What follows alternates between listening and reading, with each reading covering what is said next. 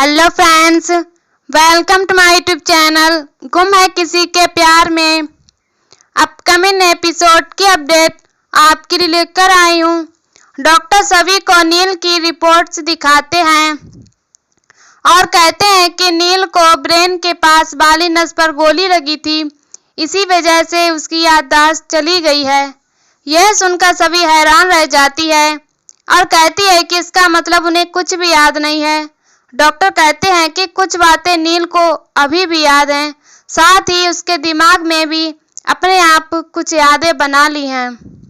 सभी को यह सुनकर कुछ भी समझ नहीं आता है। डॉक्टर सभी को समझाते हुए कहते हैं कि नील को तुम और तुम्हारे बच्चे अपने बीवी बच्चों के रूप में याद हो। सभी हैरान हो जाती है। वह डॉक्टर से कहती है कि नील ने उस समय हालात संभालने के लिए सिंदूर लगाया था। वह मुझे अपनी पत्नी कैसे समझ सकता है, वह तो तेजस्वी से प्यार करते हैं। डॉक्टर उसकी बातों से सहमत होते हैं और कहते हैं कि मुझे पता है कि नील तेजस्वी से बहुत प्यार करता है, लेकिन अब उसे तो कुछ याद ही नहीं है, तो वह तेजस्वी से कैसे प्यार करेगा। सभी हैरान होकर कहती है कि अब हम क्या करें। डॉक्टर कहते हैं कि हम कुछ नहीं कर सकते, लेकिन मैं यह चाहता हूं कि जब तक नील को कुछ याद नहीं आ जाता तब तक तुम नील की पत्नी बनकर उसके सामने जाओ। जब तक उसे सब कुछ याद नहीं आ जाता तब तक तुम यह नाटक करो, लेकिन सभी ऐसा करने से मना कर देती है। डॉक्टर सभी को उसकी मांग का सिंदूर याद दिलाते हुए कहते हैं कि यह सिंदूर इस बात का गवाह है कि नील ने तुम्हारी शादी हुई है। सभी डॉक्टर की बात इनकार करते हुए कहती है कि मैं और नील तो दोस्त भी नहीं हैं, तो पति पत्नी कैसे हो सकते हैं। वह अपनी पत्नी से प्यार करता है और मैं अपने पति से प्यार करती हूँ। डॉक्टर सभी की बात से सहमत होते हैं और बताते हैं कि वह नील को बहुत अच्छे से जानते हैं। वह सभी से कहते हैं कि नील ने तुम्हारी मदद करने के लिए तुमसे शादी की थी, लेकिन जब उसको तुम्हारी मदद की जरूरत पड़ी तो तुम पीछे हट रही हो। डॉक्टर सभी से नील की पत्नी होने का नाटक करने के लिए आग्रह करते हैं। सभी यह सब करने से मना कर देती है और वहां से जाने लगती है। तभी डॉक्टर उससे कहते हैं कि नील ने तुम्हारे बच्चों की जान बचाने के लिए अपनी जान दांव पर लगा दी और तुम उसको बचाने के लिए छोटा सा नाटक भी नहीं कर सकती। जब तुम्हें नील की जरूरत थी तब वह तुम्हारे साथ खड़ा रहा, और जब उसे तुम्हारी जरूरत है तो तुम ऐसे पीछे नहीं हट सकती। तुम्हें नील का एहसास चुकाने का मौका मिला है, तो पीछे मत हटो। ये कहकर डॉक्टर वहां से चले जाते हैं। इसके बाद सभी को बार बार डॉक्टर की कही हुई बातें याद आती हैं और वह परेशान हो जाती है। तभी अचानक भाग्यश्री हॉस्पिटल में सभी को गिरफ्तार करने के लिए पुलिस को लेकर पहुंच जाती है। भाग्यश्री चिल्लाते हुए सभी को बाहर बुलाने के लिए कहती है। सभी वहां आती है और उनको शांत रहने के लिए कहती है। भाग्यश्री पुलिस से सभी को गिरफ्तार करने के लिए कहती है और इल्जाम लगाती है कि ये मेरे पोता पोती को छीन कर यहाँ लेकर आई है। सभी को देखकर इंस्पेक्टर कहती है कि हमें नहीं पता था कि इन्होंने आपके खिलाफ शिकायत करी है। इन्होंने बोला है कि आपने इनके बच्चे चुराए हैं। सभी हैरान होकर भाग्यश्री से कहती है कि मैं उनकी माँ हूँ। तभी भाग्यश्री कहती है कि तुम माँ कहलाने के लायक नहीं हो। सभी उनको आराम से घर चलकर बात करने के लिए कहती हैं, लेकिन भाग्यश्री गुस्से में कहती है कि कौन सा घर, हमें तुम्हारे साथ कोई रिश्ता नहीं रखना है। सभी उनको शांत रहने के लिए कहती है। इसी बीच तारा सभी पर इल्जाम लगाती है कि मेरे भाई की इज्जत उछालने के बाद हम तेरी शक्ल भी देखना नहीं चाहते। सभी यह सुनकर हैरान हो जाती है और उससे पूछती है कि मैंने ऐसा क्या किया है। तारा सभी को अपने फोन में न्यूज दिखाती है जिसमें रजत पर पैसों की हेराफेरी का इल्जाम लगाया गया होता है। यह देखकर सभी चौंक जाती है और कहती है कि यह सब बकवास है, मैं मीडिया के सामने जाकर सच बोलूंगी। लेकिन भाग्यश्री इस सब के लिए सभी को ही दोष देती है और उसे बुरा भला सुनाती है। भाग्यश्री उसे गुस्से में कहती है कि मैंने रजत से तुम्हारी शादी करवाकर बहुत बड़ी गलती की है। मैं रजत की निशानी पर तुम्हारी परछाई भी नहीं पड़ने दूंगी। सभी हैरान होती है। इसी बीच भाग्यश्री सभी के सामने गुजारिश करते हुए कहती है कि मुझे मेरे पोता पोती लौटा दे। मुझसे मेरे बच्चे मत छीन। ऐसा कहते हुए वह सभी के सामने रोने लग जाती है।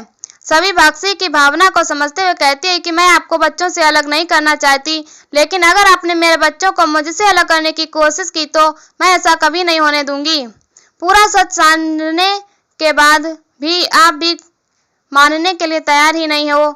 सभी साफ कहती है कि मैं नहीं चाहती हूँ भी नील के साथ ये रिश्ता स्वीकार करती हूँ। सभी की आवाज़ सुनकर सभी हैरान रह जाते हैं। सभी कहती है कि आप लोग हमारी शादी को माने या ना माने, लेकिन कोर्ट हमारी शादी को मानता है। फिर चाहे आप कुछ भी करो, बच्चों की कस्टडी तो मुझे ही मिलेगी, क्योंकि मैं उनकी माँ हूँ। सभी सामने हाथ जोड़कर तमाशा नहीं करने के लिए कहती है। वह भाग्यश्री से कहती है कि अगर आपको बच्चे चाहिए तो आप बेशक कोर्ट में केस कर सकती हैं। सभी वहां से चली जाती है। भाग्यश्री सभी को बद्दुआ देते हुए कहती है कि तुम जिंदगी में कभी खुश नहीं रहोगी। मैं मेरे पोता पोती को वापस लेकर ही रहूंगी। इंस्पेक्टर भाग्यश्री से कहती है कि आपको कोर्ट केस ही करना होगा। तारा भी भाग्यश्री से कहती है कि अभी हम चलते हैं, सभी को हम कोर्ट में देख लेंगे। वे सभी जाने लगते हैं। तभी उनकी मुलाकात लीना से हो जाती है। भाग्यश्री लीना को आगाह करते हुए कहती है कि सभी मेरे बेटे को खा गई, तुम्हारे बेटे को भी खा जाएगी, वह तुम्हें भी बर्बाद कर देगी। भाग्यश्री वहां से चली जाती है और लीना परेशानी में पड़ जाती है। दूसरी तरफ नील डॉक्टर से पूछता है कि मेरे बीवी और बच्चे कहाँ हैं, वह आए क्यों नहीं, मुझे उनसे मिलना है। तभी सभी आती है और कहती है कि मैं यहीं हूँ। नील सभी को देखकर खुश हो जाता है। सभी नील के पास आती है और पूछती है कि आप कैसे हो। सभी देर के आने के लिए माफी मांगती है और कहती है कि मैं बच्चों के पास थी, इसीलिए देर हो गई। नील सभी के हाथ में अपराजिता के फूल देखकर खुश हो जाता है और कहता है कि ये मेरे फेवरेट फूल हैं। सभी नील से पूछते हैं कि क्या आपको कुछ याद नहीं। नील कहता है कि मुझे कुछ भी याद नहीं। सभी उसको विश्वास दिलाते हुए कहती है कि मैं आपको सब कुछ याद दिलाकर रहूंगी। नील को सभी का चेहरा याद आता है, लेकिन उसका नाम याद नहीं आता है। उसे अपने आप पर अफसोस होता है कि मुझे मेरी बीवी का नाम भी याद नहीं है।